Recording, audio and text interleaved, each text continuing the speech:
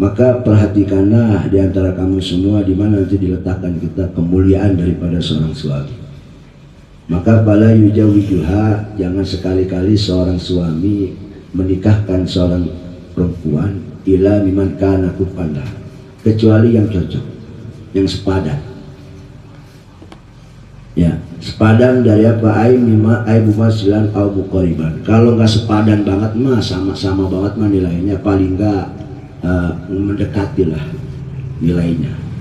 Dari segi apa nilai mendekatinya atau kufunnya ini, sepadannya ini, nanti ditinjau dari lanjutannya.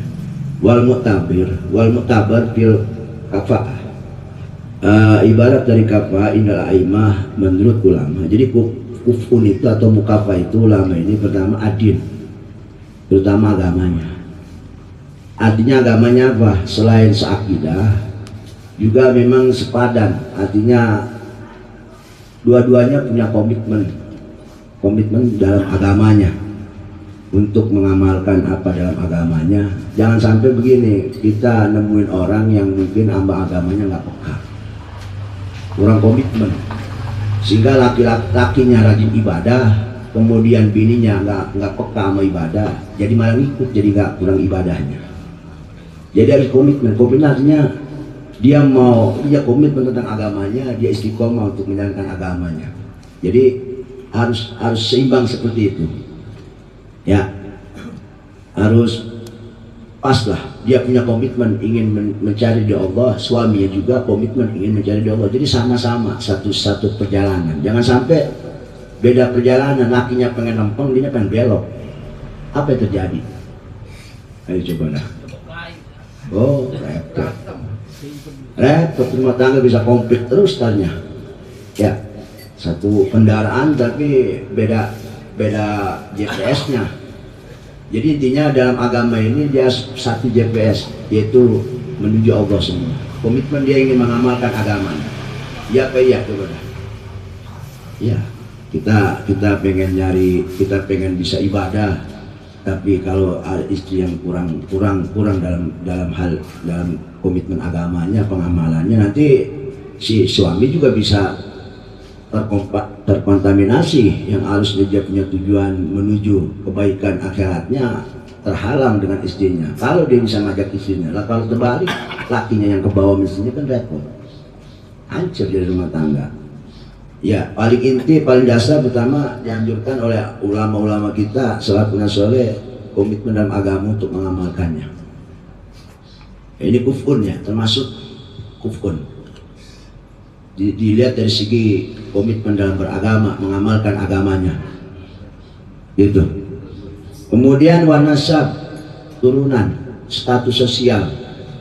Nah, ini juga penting. Sebab ini termasuk kacamata kufun atau tidaknya. Jangan sampai orang roktok yang bahasanya orang kampung gitu nyari bini orang artis, wah bahaya, repot. Walaupun jadi juga yang jadi kacung doang tanya. Iya, dihinakan nantinya. Itu supaya nggak timbul kesenjangan sosial, kesenjangan konflik dalam rumah tangga, supaya nggak ada saling pandang sebelah mata istrinya atau suaminya. Maka nasab ini juga penting. Dilihat dari segi kufunnya, kecocokannya. Jadi cocok itu bukan karena yang lain-lain, terutama agama yang penting, terutama agama. Komitmen kita pengen ibadah menuju Allah, ayo bareng-bareng. Jangan sampai kita berseberangan antara urusan dalam agama. Artinya dalam urusan kita pengen menuju Allah, nantinya bisa jadi konflik, perceraian bisa. Gitu. Ya kan, orang pengen ibadah jadi repot urusannya.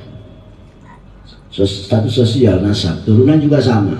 Ya paling nggak anak kiai, begitulah, anak ustad, atau mendekati anak abuya anak ustad. Biar bukannya artinya secara ini ya, secara fleksibel aja ini. Jadi nggak menjadikan ketentuan ya. Tetapi tentunya ini untuk supaya nggak terjadi konflik. Mantesin lah bahasanya. Ini kita kalau nyari pasangan tuh mantesin, mantesin. Artis sama artis ya pantes lah, betul nggak? Jadi tentunya karena disebut karena cocok, pokoknya kan cocok. Ya karena memang satu jalur bahasanya. Ya karena satu jalur. Tapi kita nggak menafikan ada orang biasa kawin itu nanti urusan lagi, nanti ada jawabannya di bawah, nanti ada. Tenang aja. Yang kedua watamamil khalqah. Tentunya yang ketiga termasuk kategori kufun, artinya kecocokan, kesamaan atau mungkin kesepadanan. Ini ada yang namanya bentuk rupawannya. Ya artinya tamamul khalqah ini kesempurnaan bentuknya. Ya intinya kalau bilang mah ada kok orang kuntet kayak orang kuntet, pantas sebetulnya mah. Coba bayangin kalau ada orang sempurna kawin sama yang nggak kurang sempurna gitu, khalqah bentuknya, pasti terjadi kesinambungan, pasti konflik terjadinya, betul nggak? Bahkan salah satu bahkan ada yang menghinakan nantinya. Awal-awal doang manis, soalnya pahit terus sampai mati. Bayang coba itu, jadi siksaan batin dan dohirnya. Daripada itu akan terjadi, mendingan mantesin lah nyarinya. Jadi sempurna diciptakan sama Allah itu ya mantesin aja ya. Jangan artinya kita tingginya 100 meter umpama nyari bini jangan 300 meter ribet kalau misalnya. Itu termasuk kategori kita mencari kecocokan buat apa kan udah pada kawin nih ya kan. Nah nanti jawabannya. Gimana yang udah kawin ya? Apa harus bisa nyari lagi yang kukun? Ya enggak, jangan begitu dulu. Wal yasar, kemudian kekayaannya harus pas. Sebab kalau umpama yang satu rada kere, yang satu konglomerat, waduh repot. Pasti kebayang tak kedepannya seperti apa. Nggak bakal ada saling menghormati nantinya ada. Yang ada saling menghina. Lu mau dalam kemarin, mau dalam kurung, lu bagu-bagu mau gua begitu nantinya. Mau ngapa-ngapain dikekang, laki mau mancing kagak boleh. Enggak, ini mah lagi contoh doang. Ya alhamdulillah orang sini mah cocok semua kayaknya. Amin. Ya walaupun di depan temen tapi nggak tahu kalau pulang mah dipatahin kagak itu jualan. artinya memang seperti itu. Ya betul apa enggak? Iya, ya paling enggak yang mendekati lah. Bini punya banda sekian, 100, kita paling banyak punya banda ya 90 lah. Enggak tahu menjabat atau sebaliknya, bini sekian kita sekian. Soalnya nanti takutnya kalau kesenjangan terlalu jauh urusan dunia, nanti timbulnya apa? Takutnya timbul konflik ke depannya. Timbul, bener nggak? Karena merasa dia yang biaya hidup, sehingga yang satu lagi merasa terhina nantinya. Hidupnya dibatas terus jadinya. Coba lu ngayap, awas, kan repot urusannya. Dia ngerasa lagi dia juga punya apa-apa, datang ngelamar cuma modal pas-pasan, bahaya kan jadinya. Coba kalau umpama sama-sama miskin pasti gitu. Kan nggak ada kesenjangan jadinya, emang harus berjuang bersama kan begitu. Iya betul. Ya betul. Artinya kecocokan itu dilihat dari segi itu penting juga. Harta. Ya, cuman bagaimana kalau udah terjadi nih, sudah kawin sama orang begini nanti aja. Wal hibatul jalilah, kemudian di jalilah ini mungkin kerjaannya harus seimbang. Bininya tukang gado-gado, ya kalau lakinya tukang gojek pas. Coba kebayang kalau bininya direktur, bang, lakinya tukang gojek, masya Allah aja. Apa yang terjadi coba? Pasti saya yakin yang ada konflik terus. Bener nggak? Ya. Iya Pak ya. Iya. Agak boleh mancing. Ini kukun, ini kecocokan penting. Kita yang udah ini mungkin buat patokan yang udah pada punya anak, kita tuh punya anak gitu kan ya. Iya. Nanti kalau begitu berarti kita ngajin sama anak, arahkan dia. Lu kalau punya bini yang pas-pas aja lah, yang kira cocok sama lu aja. Cocok di sini bukan cocok karena suka sama suka aja, tapi dia dari segi pertama agamanya aja harus komitmen. Lu orang Islam, tujuan lu akhirat, cari bini yang tujuan akhirat juga. Jangan sampai kagak sama akhirat terus lakinya rajin ibadah, kemarinnya malah makin mendor ibadahnya. Jangan. Komitmen mengamankan agamanya harus sama-sama. Dia komitmen pengen jadi wanita soleha, kita juga komitmen pengen jadi pahala terbanyak dari dia. Begitu sama-sama. Itu penting. Nanti jangan sampai, ini yang pertama agama. Nah, memang menurut ulama kufur itu enggak jadi syarat, tapi palingnya itu jadi patokan kita untuk supaya mencegah lah bahasanya, agar tidak jadi konflik kedepannya berumah tangga. Jangan sampai awalnya doang mendayung berdua, kesononya lu dayung sendiri, gitu. Awas. Ya, jadi itu penting. Jadi agama itu maksudnya kesenjangan harus cocok dalam keagamaan juga, pemahamannya juga harus sama penting dalam agama. Pemahaman agamanya jangan sampai beda. Al-Sunnah kawin sama Muhammadiyah repot urusannya. Berjamaah lakinya pakai kunut, bininya kagak, repot terus. Habis sama pada berantem lagi. Oh, ya kan? Pemahamannya itu artinya penting itu. Iya Pak ya. Artinya begini, kalau lakinya NU ya carilah yang NU lah, begitu bahasanya. Yang doyan tahlil cari bini doyan tahlil, bini juga cari laki doyan tahlil juga. Ntar urusannya lakinya kagak doyan tahlil, bini doyan tahlil, nanti mari-mari pengajian mingguan ibu-ibu kagak pernah suruh ngaji lagi. Lu ngaji sama sesat gitu rakitnya. Repot dah urusannya. Ini gara-gara. Maka penting agama itu. Kemudian pengamalannya. Ya artinya dua-duanya punya komitmen mengamalkan agamanya. Artinya yuk kita berdua mendayung menuju Allah, begitu diamalkan agamanya. Jangan sampai yang satu sama agama kayaknya kagak punya pikiran amat begitu ya, repot urusannya lagi. Bapaknya nanti pengen kondokin, emaknya pengennya lo kuliah aja, terjadi ribut tuh anak jadinya kuliah kagak, mondok kagak. Komitmen dalam ajaran agama penting. Kembali lagi, tapi tetap yang nomor satu pun tentang masalah agama yang nomor satu kan. Adapun nasab tadi seperti sosial, ini jawaban ini ya, sosial atau bentuk rupawannya atau ciptaannya seperti ini bentuknya, yang hitam dengan yang putih umpama, atau kaya miskinnya, atau tentang masalah pekerjaannya, umpama tukang ojek punya jodoh artis umpama. Kalau memang dia sama demen, ya nggak masalah sebetulnya mah. Sebab ini sifatnya fleksibel ya. Kalau agama nggak bisa begitu, harus fleksibel. Artinya begini, ya kalau cocok ya nggak masalah kan begitu. Kalau memang saya ini jodohnya umpama santri kawin sama preman umpama begitu. Ya kalau umpama ini kan sifatnya fleksibel, dia suka ya nggak masalah, dia jalan bareng-bareng. Artinya sama-sama percaya, sama-sama bergerak. Intinya begini, untuk masalah nasab, kemudian rupawan, kaya miskinnya atau pekerjaannya itu sifatnya fleksibel aja, tergantung dua orang ini. Iya, tetapi kayaknya 40% lah, soalnya bukan hanya dia yang berdua di jalan. Kanan kiri kan orang banyak dari keluarga, dua biasa. Takutnya ada yang ngomporin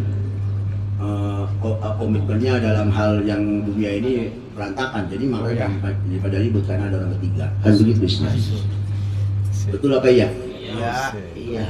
Coba kita bayangin aja dah orang dokter umpama RT 2 kawin sama artis umpama Agnes Monica. Coba lu bikin dah coba.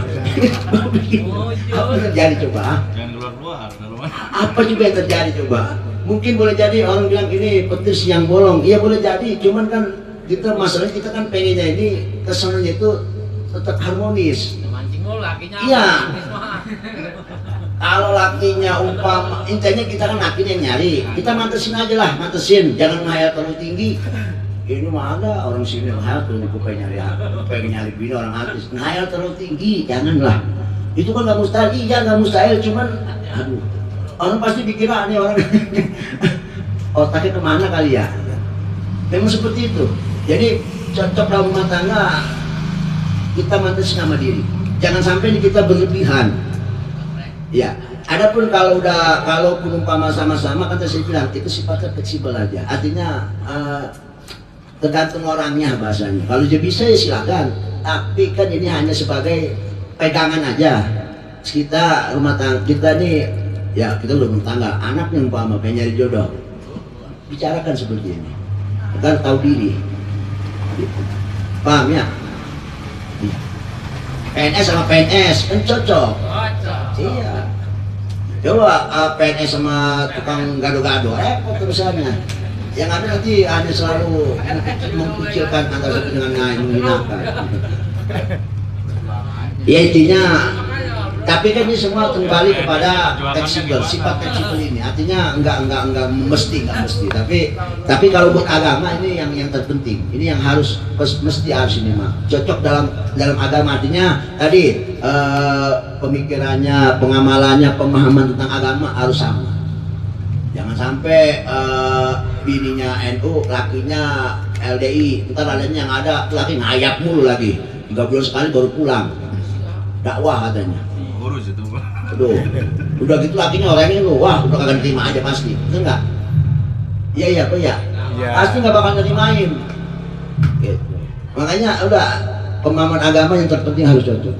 Jadi artinya kita punya patokan, lu harus nyari orang yang pemahamannya sama tentang agama.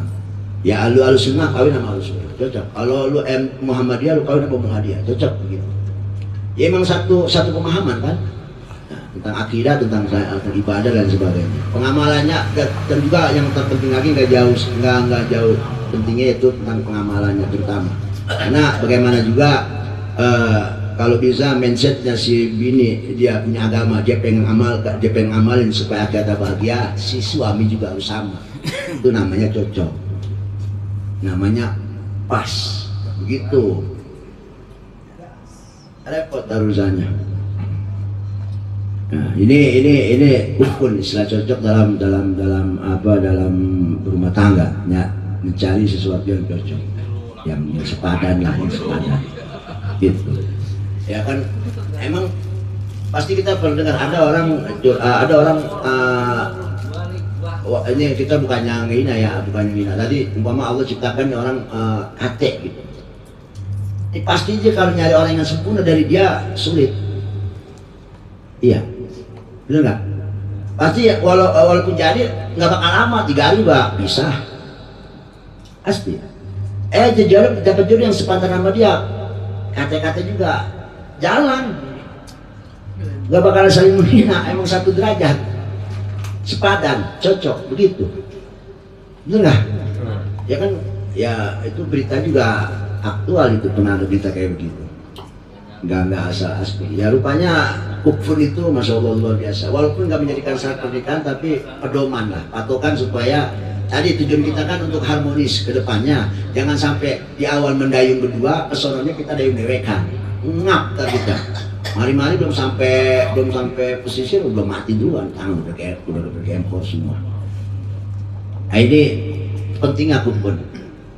Tujuan kufur ini di kitab fikih pun dijelaskan panjang lebar. Tujuannya tadi ya, tujuannya agar supaya rumah tangga selalu harmonis, santi sama santi cocok. Iya, PNS sama PNS cocok, guru sama guru cocok, gitu. Jadi nanti nggak ada saling mencurigai guru sama guru atau kiai sama kiai gitu bahasanya. Nah ini patokan seperti ini, dianjurkan sekali kalau masalah agama. Tapi kalau masalah yang lain tadi sifatnya fleksibel aja, nerimain. Umpama kita kere punya calon nih, demen sama kita nih, orang kaya nih, itu mah namanya untung-untungan lah bahasanya mah. Berarti kalau itu kan fleksibel sifatnya, kalau jadi nerimainnya nggak apa-apa. Ya cuman kan tadi kedepannya kira-kira tetap harus apa enggak? Soalnya kan bukan yang kita hadapin bukan dia doang. Iya, mertua kalau mertua dicampur, waduh, sana ribet aja lagi terusannya. Mari-mari komitmennya dia hancur. Gara-gara terkontaminasi sama omongan yang kagak-kagak. Lu mau aja kalau sama dia, apa kere gitu, ngapain kamu dia ribet terusannya. Aduh, mari-mari ntar kita yang dihinakan atau yang cewek dihinakan, cowok yang dihinakan. Kan seperti itu. Adapun kalau misalnya orang yang nerimain aja kan tadi sifatnya fleksibel. Kalau nerimain aja ya nggak apa-apa kalau memang sanggup, kedepannya kita tetap bisa menjaga. Ya, jadi rupanya kesenjangan dalam rumah tangga kebanyakan karena kurang kufurnya, karena kurang kecocokannya.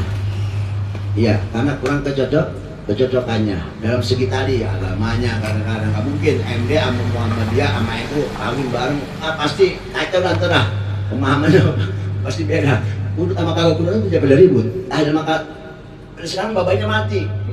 Ya, tapi benar kejadian, kamu saya ada tuh begitu, bininya MD, lakinya NU. Giran babanya nih pengen dikadain haul, agak boleh sama bininya. Lo kalau bisa jadi berani ngelawan, kalau juga berani ngelawan, waduh kata laki, abis tuh gue jatah, kagak doain baba ya ketika mama lagi haulnya, gara-gara bener nggak? Ya kalau pada masih bisa kuat, cuma kalau nggak kuat, bisa jadi berantem tak cuma gara-gara kagak haul.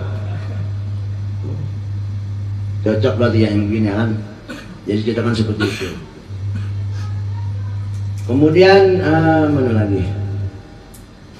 Wal mutabar bil kafaida aimah ya. Terus wayang bagi lau ayan ya. Maka terpenting dalam rumah tangga sebelum berkahwin perbaiki niat. Jadi pas kita menikah ini niat benar-benar harus diutamakan, niat dalam nikah ini.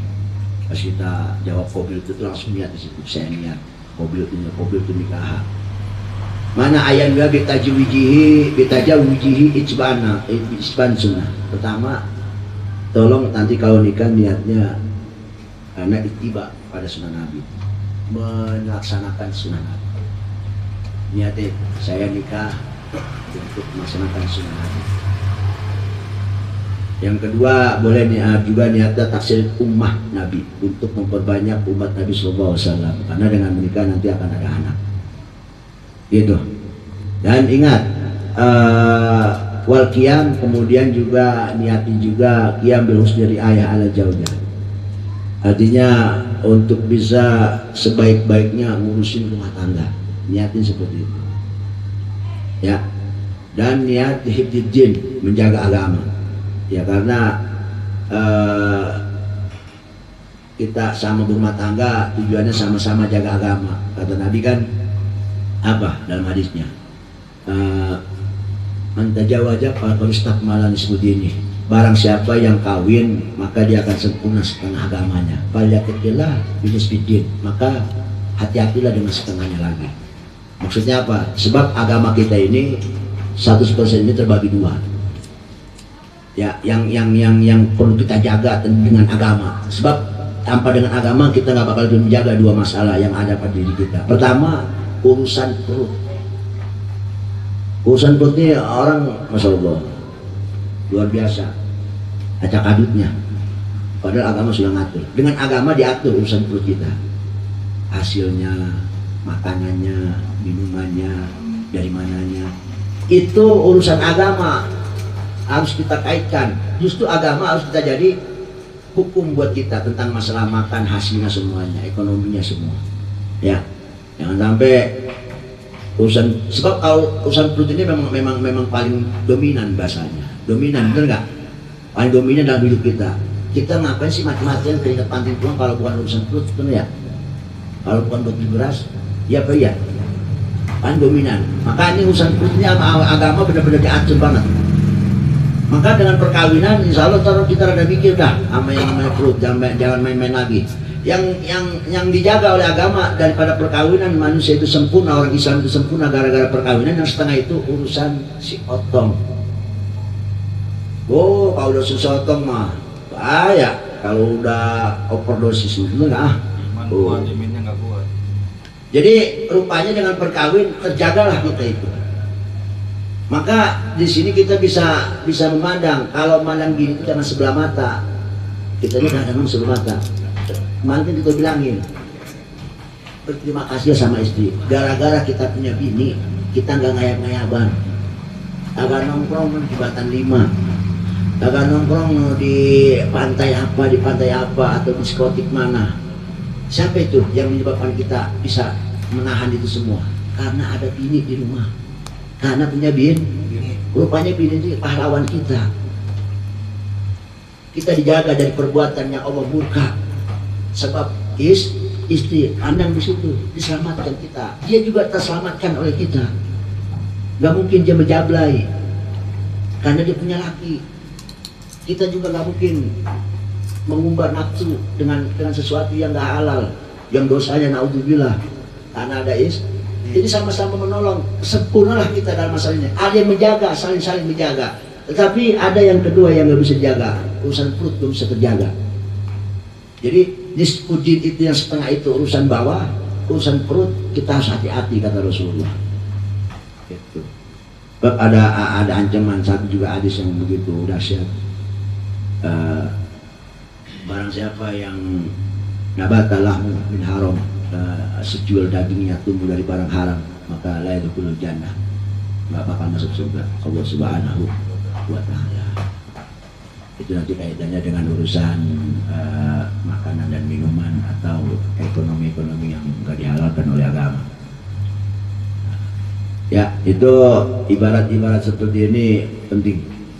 Jadi intinya agamalah yang harus kita nomor satukan. Adapun selainnya seperti hal-hal yang lain, nasab, tamamil khalqah, umpamanya orang barat sama orang negro, kan kelihatannya nggak cocok, bener nggak?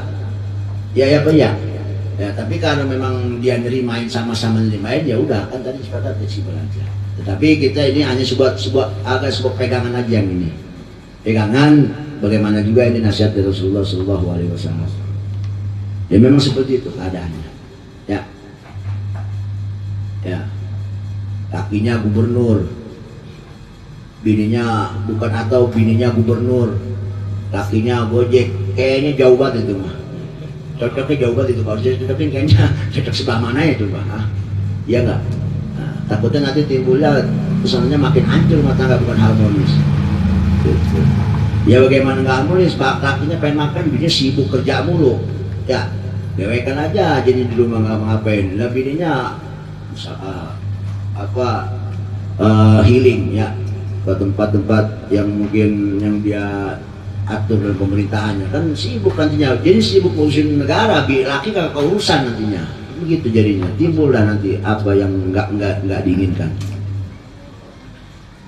Apalagi kalau udah urusan arus bawah ya nggak terlayani, waduh hancur dunia. Ya Pak ya. Nah, kemudian Liqauli sallallahu alaihi wasallam, karena ada hadis Nabi. Jadi intinya kesimpulannya begini dari hal ini ya. Yang terpenting adalah niat.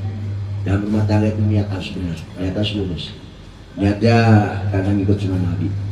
Mudah-mudahan dengan berkah niat nikah itu, hal-hal yang tidak diinginkan dalam ketidakharmonisan nanti, apalagi timbul perceraian atau timbul penggugatan cerai atau hancur ke depannya, maka niat harus diluruskan. Kalau kemarin kita nggak punya niat, sekarang niatin dah. Ya, mumpung masih hidup, mudah-mudahan walaupun niatnya lambat, tapi rahmat Allah nggak ada lambatnya. Gitu, hidayah Allah nggak ada lambatnya. Jadi niat itu berkahnya seperti itu. Nah, ini juga pelajaran buat kita yang punya anak nanti yang mau kawin atau gimana. Bilangin ya, itu Kang, minta lu kalau nikah niatnya apa? Ittibal sunnah, mengikuti sunnah Nabi. Udah lu jangan niat kagak aja. Niat itu aja udah. Tujuannya tadi supaya menjadi keberkahan dalam niat itu, jadi keberkahan kedepannya rumah tangganya akan selalu dijaga dan harmonis oleh Allah Subhanahu wa Ta'ala. Nah, jadi jangan aneh kalau umpama orang udah punya anak 5 bisa cerai, bisa jadi penjagaan Allah udah lepas. Ya, mungkin awalnya hal punya niat yang enggak diajarkan oleh pada salafun saleh kita.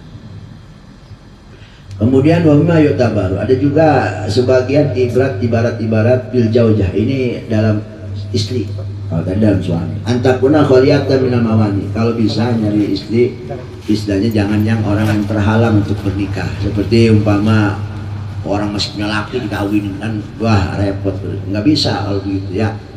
Atau yang udah masa idahnya juga nggak, jangan.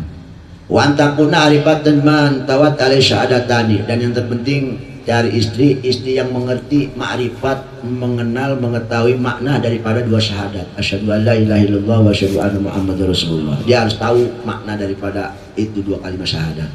Itu terpenting banget. Wa antakuna jatadin, dan yang terakhir cari istri orang yang memang mengerti tentang agamanya, walaupun nggak ustazah, tapi dia tahu tentang agamanya, hukum-hukum agama. Karena apa? Ada hadis Nabi. Mana hadis Nabinya? Ini hadis populer, masyhur, yang sering kita dengar kalau di acara walimah nih, kayak suka ngomong begini, tankihul mar'ah, kawinkanlah perempuan lima liha, karena hartanya, wa jamaliha, dan karena kecantikannya, wa nasabiha, keluarga besar turunannya, wa diniha, dan agamanya.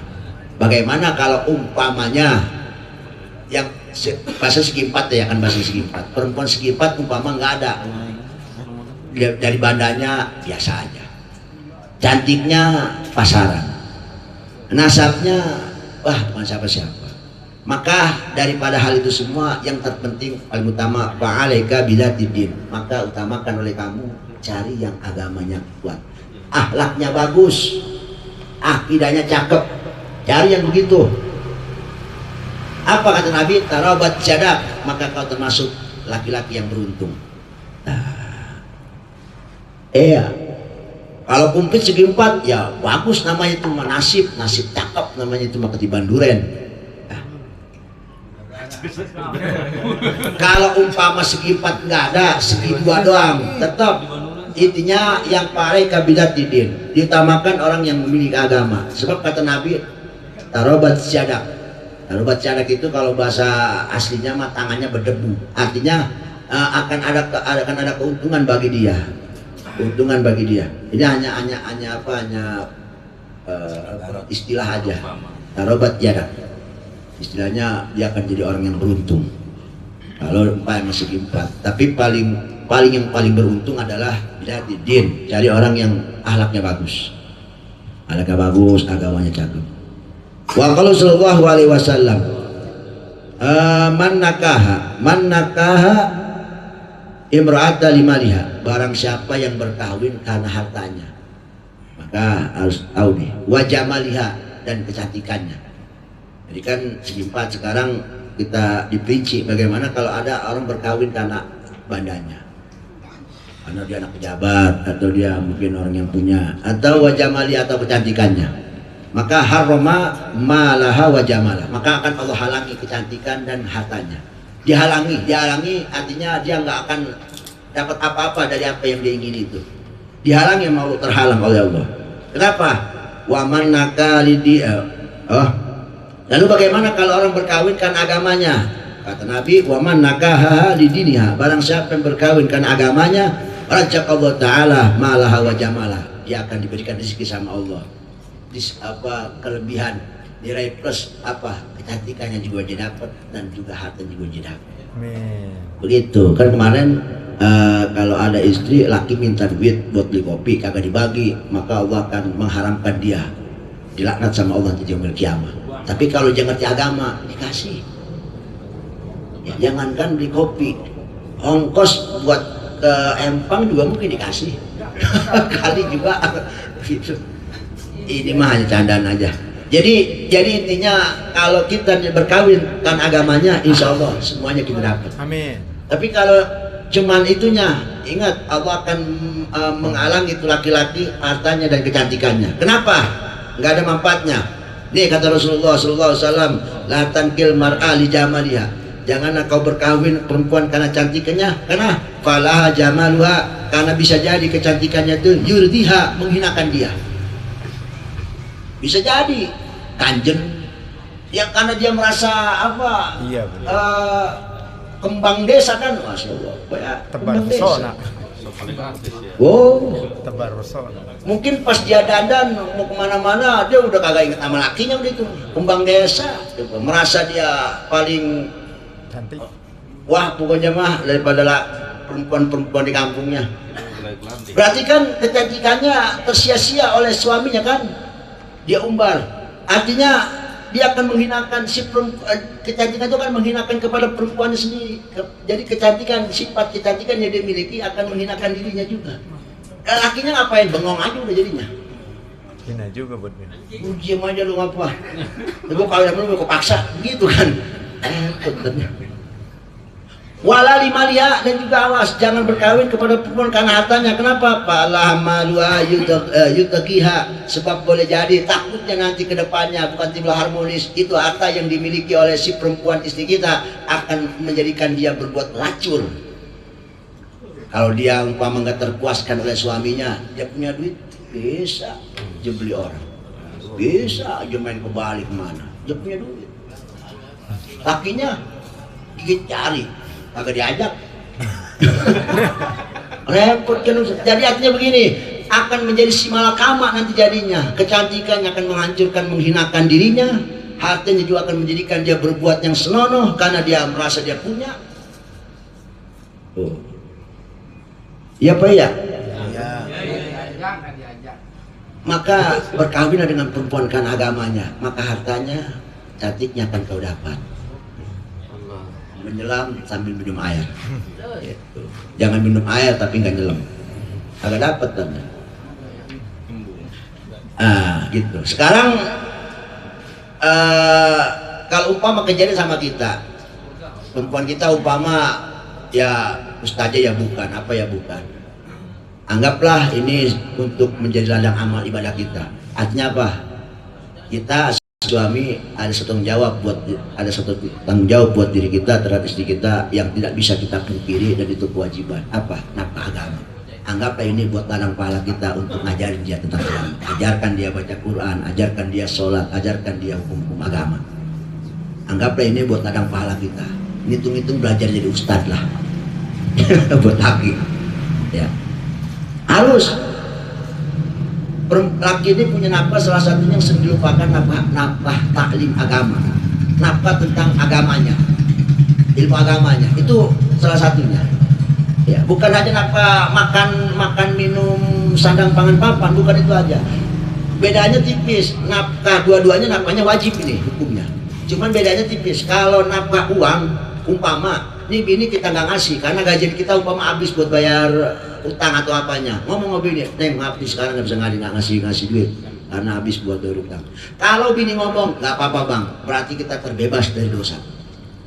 Tapi kalau ilmu agama, maaf neng, abang nggak bisa ngasih ilmu baca Quran nih, atau tajwid Quran atau ilmu sholat, si bininya nggak apa-apa bang, maka tetap masih terikat tentang kewajiban, berarti masih ada dosa tanggung jawab yang besar. Itu bedanya. Kalau nafkah ekonomi, istri ridho, kita bebas dari dosa. Tapi kalau agama nggak terbebas, tetap masih ada kaitannya. Itu bedanya. Maka penting. Gimana saya nggak sanggup ngajarin, suruh ngaji. Entar biaya pengajian kita yang ngatur. Lu ngojek, nih gua kasih ongkos ngojeknya, nih gua kasih ongkos beli Qurannya, nih ongkos semuanya, tanggung jawab suami. Kalau pengen umpama kita emang gak mampu, tapi kalau kita mampu ya ajarin. Sebab itu salah satu nafkah wajib yang kita laki-laki sering nggak tahu. Ya nanti kan itu kan hak dia. Lah kalau umpama tadi akhirat ditanya, aku baca Quran kagak bisa, atau umpama, ya Allah saya nggak punya ilmu, masuk neraka. Dia pasti ngajak lakinya. Kenapa lakinya nggak ngajarin?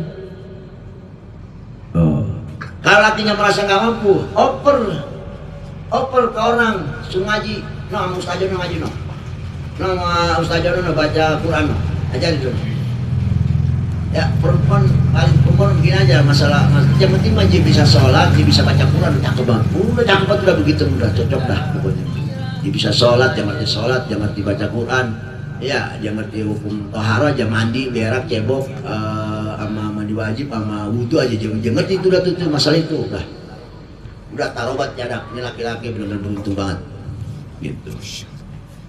Kalau umpama memang kita udah takdir istri begitu, anggaplah ini ladang pahala kita, untuk memperbanyak lebih pahala kita ngajarin bini begitu.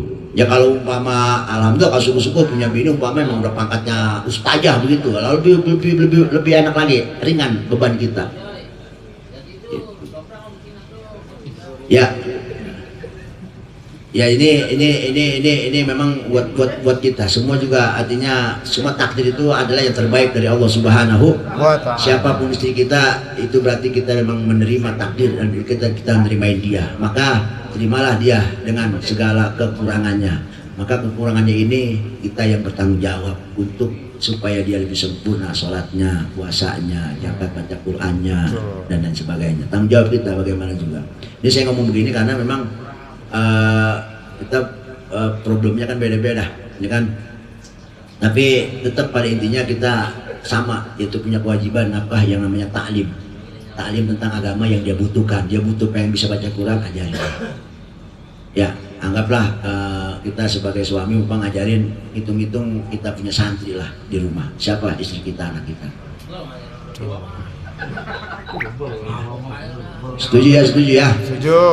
Nih supaya nanti di akhirat ini kita lepas tangan tanggung jawab tentang urusan ibadah dia, karena kita udah ngasih ilmu, udah ngasih modal buat dia ngaji gitu. Ya kalau emang lakinya nggak mampu, sibuk sama kerjaan, dia nggak bisa ngajarin, kasih dia uang buat nyari ilmu, kasih dia akomodasi buat dia untuk belajar ilmu gitu. Penting gitu ya.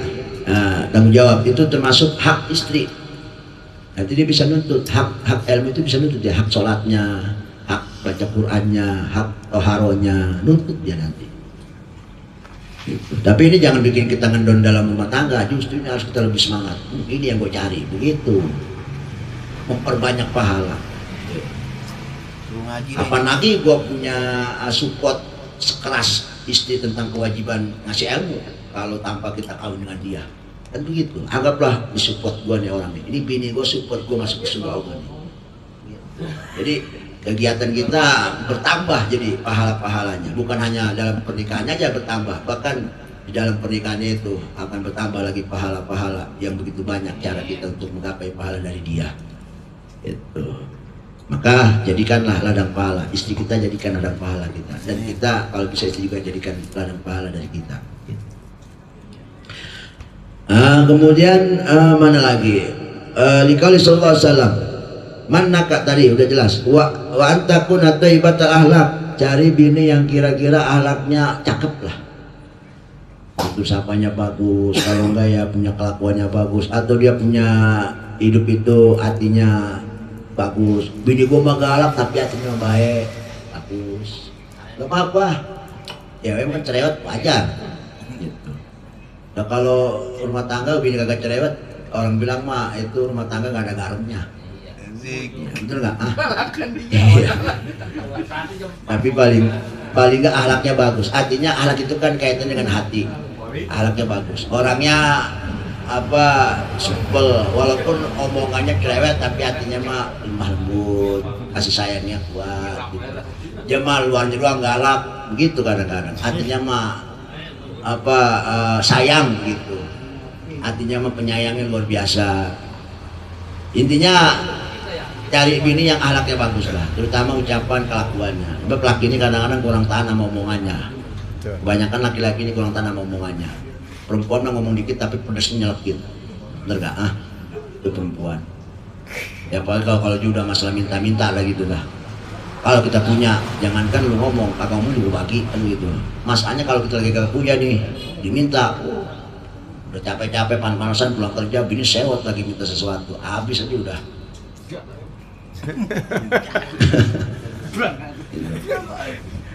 Kenapa? Karena kita disuruh nyari akhlak yang bagus. Ini juga Nabi yang nyuruh. Kata Nabi, mana istaizu billah, minta perlindunganlah dari Allah minal munfirat, dari perempuan-perempuan munfirat. Ditanya sama Rasulullah sama para sahabat, gila wa mal munfirat, apa ya Rasulullah yang namanya perempuan munfirat? Perempuan perkara-perkara munfirat lah bahasanya. Perkara-perkara munfirat. Apa munfirat? Pertama kata Nabi, al-imamul jair. Imam jair ini imam yang zalim, imam yang lacur. Dia ini suka ya'udumikal haq, suka minta upeti sama rakyat, tapi wayam naukal hak kita malah dicegah. Kita punya hak bersuara, ditutup suara kita. Ya, tetapi dia suka minta sama kita. Pajak mah dimintain mulu, tapi rakyat sengsara kagak dipikirin. Itu namanya pemimpin yang jair. Ya ini kata Nabi, hati-hati. Kata Nabi, minta pertolongan. Jadi kita harus berdoa sama Allah. Jangan sampai kita punya pimpinan seperti ini. Alhamdulillah RT 2 mah alhamdulillah bager orangnya. Ya, bener nggak? Contoh doang ini mah contoh. Artinya pemimpin yang jair, yang kalau bahasanya sama rakyat nyekek, tapi hak rakyat gak pernah terpenuhi. Ini kata Rasulullah sering-sering minta doa.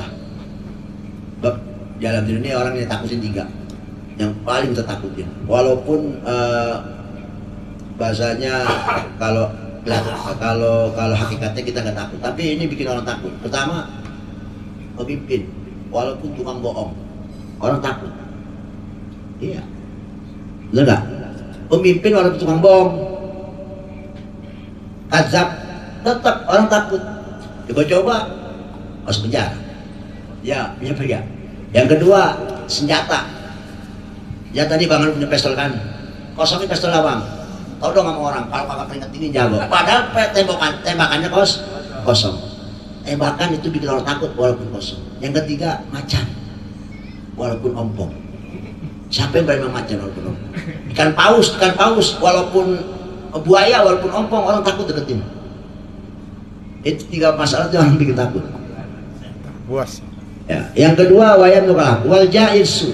Kemudian yang kata Nabi yang kedua, minta pertolongan sama Allah, minta perlindungan sama Allah tentang tetangga yang jelek, punya tetangga yang buruk. Kenapa? Ainahu taraka, di depan senyum, wa qalbuhu yar'aka, tapi hatinya laknat sama kita. Artinya begini, luarnya bagus, tapi di belakang di depan senyum, di belakang cemberut sama kita. Di tetangga yang begini kita takutnya. Minta perlindungan sama Allah. Nah. Ya, kenapa? Inna khairan istarahu. Sebab tetangga yang begini biasanya kalau kita baik, kebaikan kita ditutupin.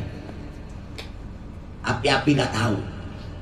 Tetapi wa inna syarran, kalau melihat kita keburukan aja, pasti akan diadharu. Diomongin sama yang lain. Iya, diomongin.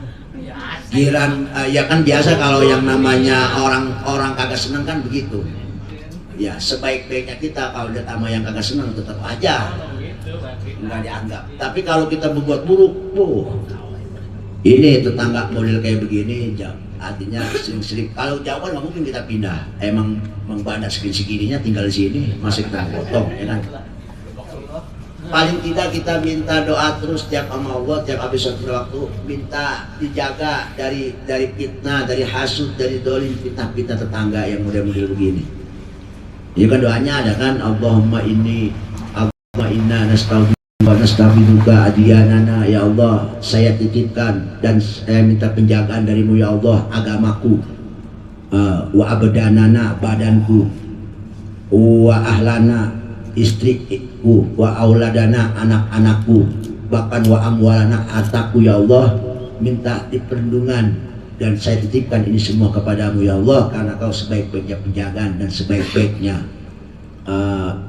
perlindungan, penitipan, sebaik-baiknya penitipan, agar supaya kita punya badan ini nggak jadi fitnah buat orang lain, agar kita punya motor nggak jadi fitnah buat tetangga, agar kita punya apapun dalam diri kita, istri kita jangan jadi fitnah buat orang lain, punya anak gak jadi fitnah buat orang lain, dan juga fitnah pada diri sendiri. Ini doa yang mungkin harus kita baca mungkin habis sholat itu. Minta perlindungan dan aku titipkan apa diriku, badanku, anakku, keluargaku, hartaku ya Allah, supaya tidak terjadi fitnah-fitnah, supaya nggak menjadi fitnah buat orang lain. Ya, gitu. Ini penting, kita minta perlindungan keluarga kita, minta lindungin keluarga kita sama Allah, itu penting sekali. Karena kadang-kadang kita selamat nih, kita sosialnya kuat sama tetangga, jadi orang menganggap kita baik-baik saja, kan belum tentu anak kita, kan belum tentu istri kita. Oke lah, Pak anak ini istri sosialnya kuat sama tetangga pada baik-baik, ya kadang-kadang kan motor kita bikin suatu orang, bikin fitnah jadinya, bikin hasut orang. Ya Pak ya, kita lindungi. Kalau enggak motor mah aman, nggak ada yang fitnah, kayaknya motor kita mah biasa aja. Kadang rumah kadang bikin fitnah. Iya, entah talangnya, entah airnya, entah comberannya, bisa jadi berbahaya. Ini yang pentingnya kita selalu berdoa minta perlindungan diri kita, keluarga kita, semuanya, bahkan harta kita. Gitu, ya. Jadi orang sewot sama kita itu nggak semena-mena asal sewot, nggak ada sumbuhnya. Boleh jadi sumbuhnya dari kita sendiri. Kesel sama kita, marah sama kita, gedeg sama kita, boleh jadi diri kita sendiri. Makanya kita pengen begini, kita selamat, orang lain selamat. Kita kan pengennya begitu, orang lain selamat, kita selamat. Bagaimana orang nggak selamat, yang penting kita selamat. Itu yang terpenting. Paling enggak kita pengen selamat, orang lain nggak selamat ya terserah itu. Artinya dia mau salah sama kita, kita maafin, akhirnya kita selamat, ya kan? Dan kita pengen dia selamat, kita juga selamat. Itu namanya saling. Bagaimana kalau nggak saling? Paling kita nyari yang selamat, gitu. Ya, udah tahu dia salah, kita pengen salah juga, jangan. Namanya dua-duanya nggak selamat. Jadi itu tetangga yang begitu biasanya giliran keburukan diumpetin, keburukan keluarga kita atau siapa dari kita, keluarga kita, anak kita, giliran keburukan disebarin gitu. Lu jangan nama dia, no, anaknya anaknya begini, gimana anaknya begini, mau lihatnya kagak. Nah ini Nabi yang merintah kita supaya perintahnya bukan menjauhin tapi minta perlindungan dari Allah, dari Allah Subhanahu Wa Taala untuk menghadapi tetangga yang atau kampung kita, siapa aja itu orang-orang sekeliling kita yang takut tadi fitnah, hasud atau lain sebagainya. Kita perlindungan sama Allah Subhanahu Wa Taala. Itu mungkin yang dapat sampaikan untuk hari ini, mudah-mudahan ada manfaatnya. Sedikit tapi paling nggak kita punya pengetahuan yang bisa kita amalin. Pahamin ya semua ya. Jadi kesimpulannya terakhir kita sering-sering berdoa untuk keluarga kita, anak kita. Ya, untuk supaya tidak jadi fitnah buat orang lain. Tidak jadi orang jadi kesel sama kita. Mudah-mudahan kita ada di kampung itu, ada di dekat-dekat mereka itu, mereka jadi senang semua. Ya. Ini yang penting dari barusan dan yang sebelumnya itu tentang niat pernikahan harus hati-hati, jangan sembarangan ya. Yang umpama kemarinnya niatnya yang belum punya niatnya sekarang. Iya nggak apa-apa niat dari sekarang. Saya niat menjalani rumah tangga atau menjalankan rumah tangga mengikuti sunnah Nabi, mengikuti daripada untuk melaksanakan sunnah Nabi. Nikah ini kita berkeluarga untuk melaksanakan sunnah Nabi Sallallahu Alaihi Wasallam, gitu ya. Supaya mudah-mudahan dari niat yang itu kita jadi berkah hidupnya, terjaga daripada ketidakharmonisan, supaya selalu harmonis. Itu yang namanya kufun tadi ya. Adapun urusan agama, selain agama itu sifatnya fleksibel aja, universal lah bahasanya, nggak mengikat. Kalau dia sama suka ya nggak masalah, tapi kalau bisa menyari yang kufun supaya nggak terjadi sesuatu hal kedepannya tidak diingin. Tadi jangan sampai kita awalnya mendayung berdua, di tengah jalan suruh dayung dewekan, mengap kita kan ya, betul nggak? Jadi takut seperti itu. Ini pelajaran buat kita yang udah berumah tangga, kedepannya mungkin kita punya anak, jagain mereka supaya tidak terjadi hal-hal. Kita juga nggak mau punya mantu kamu begitu begini kelakuannya ya kan? Karena kita tahu kalau gue begitu juga gue nggak bakal harmonis begitu. Itu. Wallahu a'lam bishawab. Alhamdulillahirabbil alamin. Bismillahirrahmanirrahim. Ya Rabbana tarafna bi annana tarafna wa annana asrafna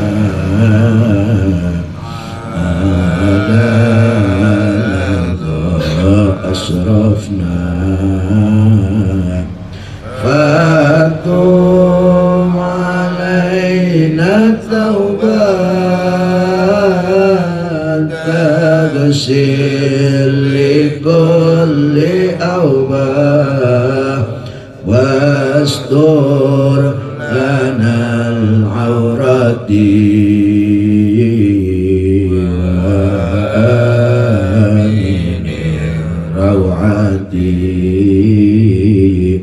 واغفر لوالدينا ربي ومولودنا والآل والإخوان وسائر الخلان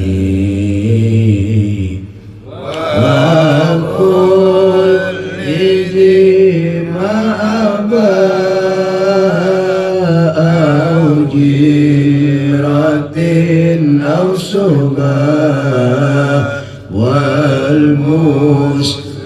والمسلمين أجمعين يا ربي أسمع فضلا وجودا منال باكتساب منا بالمصطفى الرسول نادى بكل سليم صلى وسلم ربي عليه عند الأنبياء وآله وصحبه هداية الصبي والحمد لله في الباقي والدناء والحمد لله في الباقي والدناء. والله أعلم بالصواب والحمد لله رب العالمين.